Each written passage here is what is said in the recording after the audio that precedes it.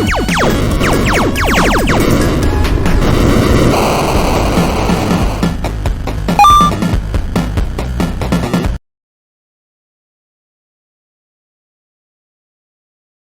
y'all, how you doing? My name is Morty Oberstein. I'm the head of SEO branding at Wix, and today I want to talk to you about when you should and when you should not, mainly should not, be using an AI writer, both from a content creation point of view and I guess also from an SEO point of view. I guess I'll start with when you should. So AI writers are really good at summarizing information. The problem is that when you're scraping the web, that's a lot of information to have to sort of summarize and to regurgitate and spin back up in a unique way. However, if you were to give it a very small section of content, let's say a paragraph or a description or whatever it is, and ask it to write up a heading, I think that's something that you could probably get an AI writer to do. I think John Mueller actually mentioned a while back, if you looked at the future of content and SEO, that you can get an AI tool or some kind of tool to spin up a header for you. Obviously, you want to review that, make sure that it's not absolute crap or it's inaccurate, or you may want to reword it. That's fine. I think when you're dealing with a very controlled environment, I think that makes sense. When you're asking AI to go out there and pull it all together from the wider web, I think that's where you run into content quality issues.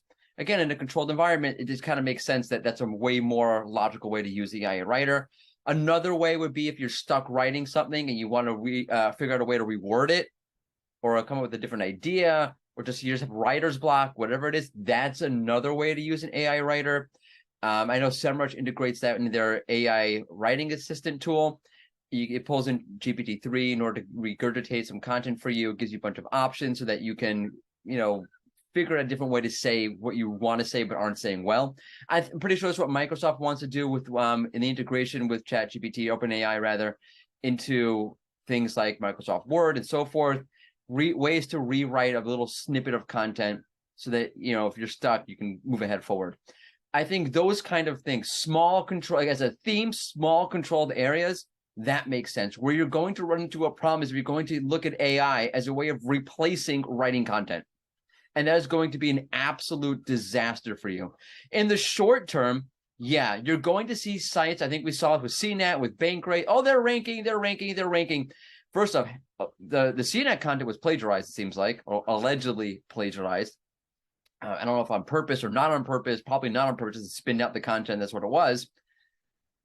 But leaving those sort of things aside, yes, in the short term, you might be able to rank that kind of content. In the long term, Google's going to have to figure this out. I don't mean it's the hot take. It's going to have to figure it out or die. And I don't mean just Google. I mean search engines are going to have to figure this out or they're going to die. You already see in numerous articles, there's been a lot of talk about, are the Google results getting worse and worse and worse and worse? There's a whole reason why I think that is. I don't think the results are getting worse. I think there's a lot of reasons why we think they're getting worse, which is a totally different conversation for a totally different time. But it has to do with what I call the content incentive cycle, and it's a whole different topic. However, Google's going to have to figure it out because people are going to be looking at the content. If the AI content continues to rank, people will look at it and be like, this is not great, because it is not great. And I want to make a distinction with that. When you go as a content creator, you say, hey, AI, whatever, write me an email to say happy birthday to my colleague. And it writes this really good. Like, it's pretty good. That's pretty impressive.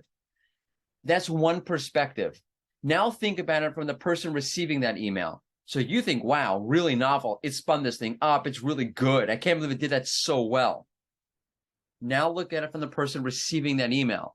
Is it personalized? Do they really feel like you know you from that? Is it really that good? Is it really that natural? Or is it passable? They'll probably look at like, that's kind of a weird email.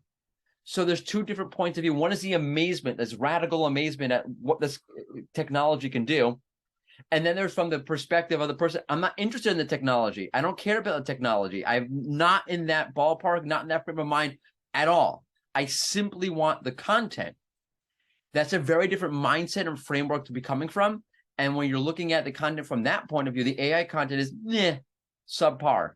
It's not great content, even if it may be accurate. There's something lacking in it. And users are going to feel that. And if Google's going to serve those kind of results to users, the chatter around, is Google getting worse, is only going to increase. In other words, the problem that Google has been facing, I would say, or not facing, but dealing with, I'd say since 2018 in a significant, let's say, focused way, is the fact that there's plenty of content out there, but there's a content shortage in terms of quality content.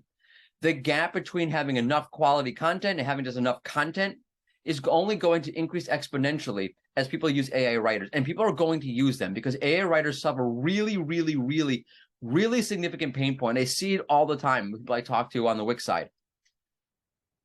Writing is really hard. And I say to someone, I come from a content point of view. I got into SEO because I was a writer beforehand.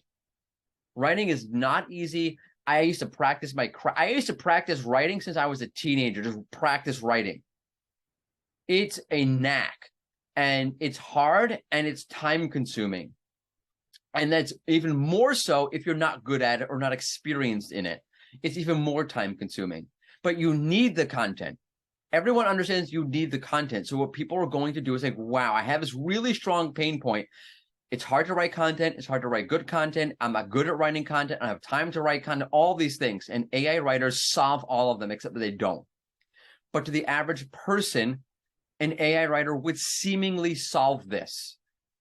And it's you see it all the time. You see marketers going to, I don't know how to describe them. I'll call them second-tier marketers. And that's offensive? So be it. Second-tier marketers going out there talking to the wider populace saying, AI writers, next, greatest thing out there. You'll spin up content. You'll now have content for your website.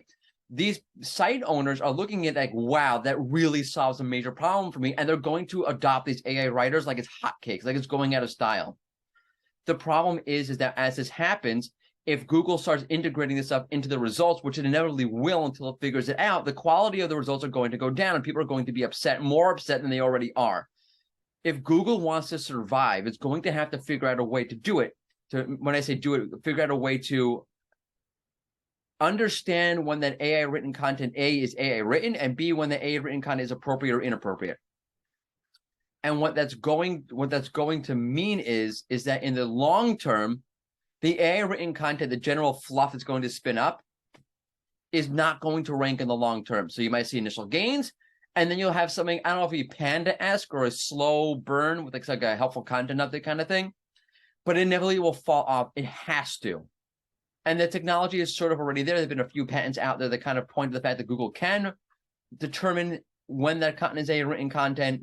You have things like the helpful content update, which I think are Google trying to preempt the inevitability of a world just chock full of spun up AI written content. It's going to figure it out. Eventually, it will figure it out. It's going to be a problem. So I would say stay away from it or use it responsibly. AI written content, I compare it to like opium. Opium is great if it's used responsibly. It's used in morphine and painkillers. I don't know if it's really used in morphine. I think it's used in morphine. I'm not a doctor. I don't know. But it's used in pain-killing medicines, which are really important for mainstream medicine. It's also a really bad drug that can get you addicted and ruin your life.